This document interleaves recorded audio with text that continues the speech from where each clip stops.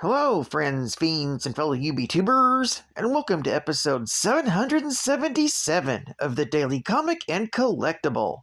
Today, the collectible of the day is the Tamashii Nations, Bandai Figuarts, Marvel Studios, Deluxe Burning Flame Set, Doctor Strange action figure. You might think you've entered the mirror dimension when you see these out-of-this-world accessory parts, included in the Figuarts Doctor Strange and Burning Flame set. The array of interchangeable flame and magic effect parts allow you to truly bring to life the fantastic world of superhero sorcerer Doctor Strange. Doctor Strange's facial expressions are replicated with superb detail, utilizing Tamashii Nation's digital coloring technology.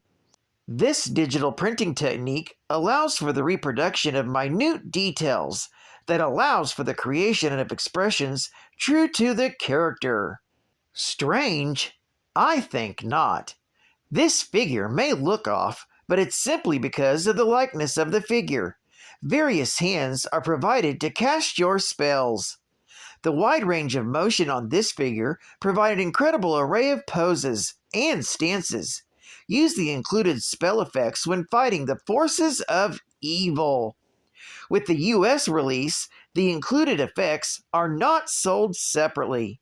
These special effect parts add to your display options and give you another dimension of fun. With the included effects, the various hands, and lastly, the amazing face sculpt of the figure will also drive your imagination to the next level. This special edition deluxe 1/12 scale box set includes one extra interchangeable head, 8 total interchangeable hands, 4 left and 4 right, and 2 large and 2 small left and right interchangeable special effects hands. Also included is the Burning Flame set, with 3 self-standing special effects flame accessories with additional ball joint flame extensions, plus 4 flaming special effects, attachable to Doctor Strange around his wrists and ankles. This 6-inch scale Figuarts Special Edition Deluxe Box Set carries the official Bluefin logo and was released in 2017 by Tamashii Nations Bandai. Now, the comic of the day is Marvel 2-in-1, Volume 1, Issue number 49, with a cover date of March 1979, with story by Joe Duffy, art by Alan Kupperberg, and cover by Bob Budiansky and Al Milgram. This story is titled Curse of Crawlinswood. The story opens with the Thing on vacation, though he's a little down as the fish are not currently biting, and he loves fishing. The vacation is not exactly going as planned. While going back to the hotel and getting ready to spend the rest of his day doing nothing, he meets a pretty young damsel in distress, whom he obviously decides to help out. Ben also thinks he sees Doctor Strange, and while the good doctor does not seem to hear Ben's greetings, the Thing is sure that it is indeed his friend. Later, that same night, Jane, the young woman he just met, is screaming, and Ben rushes to her rescue to find that there's nothing there, though both he and Jane swear there was. Soon, Ben and Jane are attacked by a mysterious green creature with a red gem upon his chest.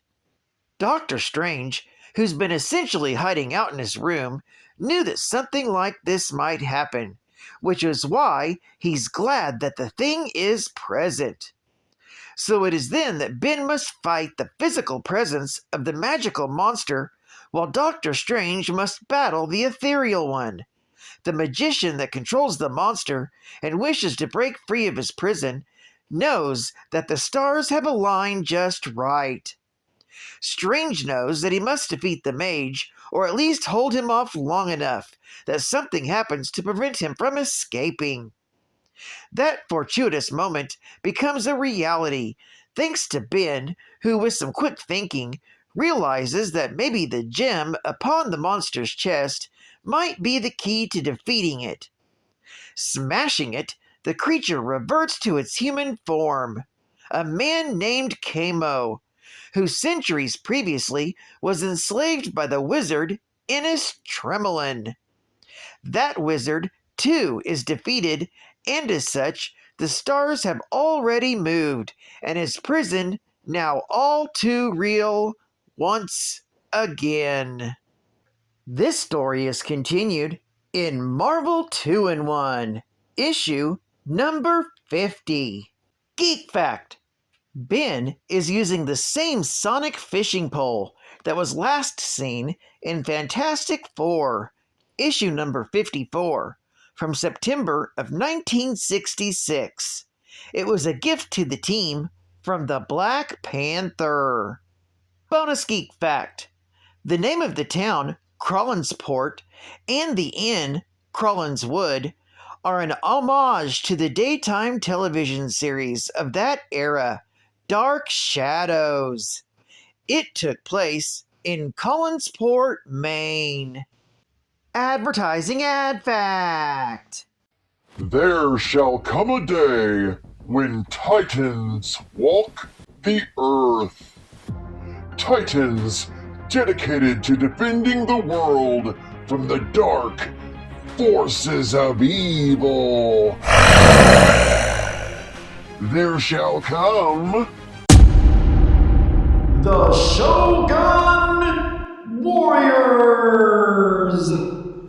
Every month, Doug Minch and Herb Trimp join forces to portray the incredible saga of Ray Dean, Combatra, and Vanguard Ace.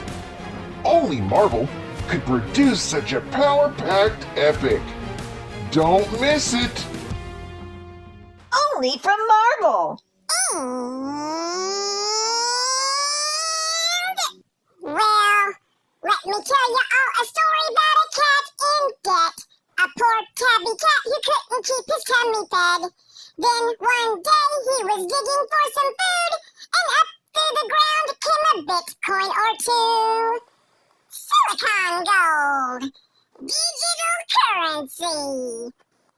Well, the first thing you know, Cat Fan's a billionaire. His pride folks said you ought to move away from there. But he said online is the place I ought to be.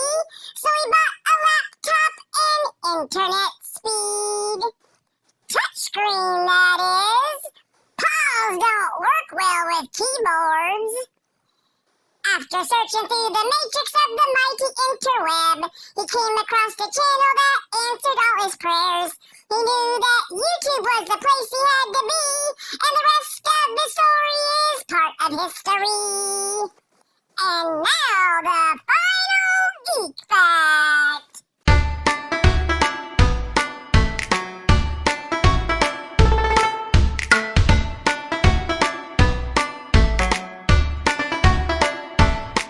Marvel 2-in-1 is a comic book series published by Marvel Comics, featuring the Fantastic Four member, The Thing, and a different team-up each issue.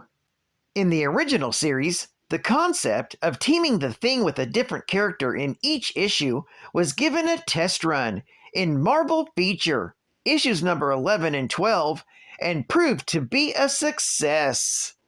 Marvel 2-in-1 continued from the team-up stories in the final 2 issues of Marvel Feature and lasted for 100 issues, from January of 1974 through June of 1983. 7 annuals were also published. Artist Ron Wilson began his long association with the title with issue number 12 from November of 1975, and worked with it throughout its run. With issue number 17, the series had a crossover with Marvel Team-Up, issue number 47, which featured Spider-Man. The second Marvel 2-in-1 annual was a crossover with the Avengers Annual, issue number 7, both of which were written and drawn by Jim Starlin. The Project Pegasus storyline in Marvel 2-in-1, issues number 53 through 58, saw the introduction of the name Quasar for the Wendell Vaughn character, and the transformation of Wondar into the Aquarian. Marvel 2-in-1 ended after 100 issues and 7 annuals. It was immediately replaced by the Thing solo series. Well, I'd like to thank you for joining me for another Daily Comic and Collectible, and I hope to see you again Wednesday. This is Cat Fan Comicsman, and I'll catch you on the flip, baby. Over and out.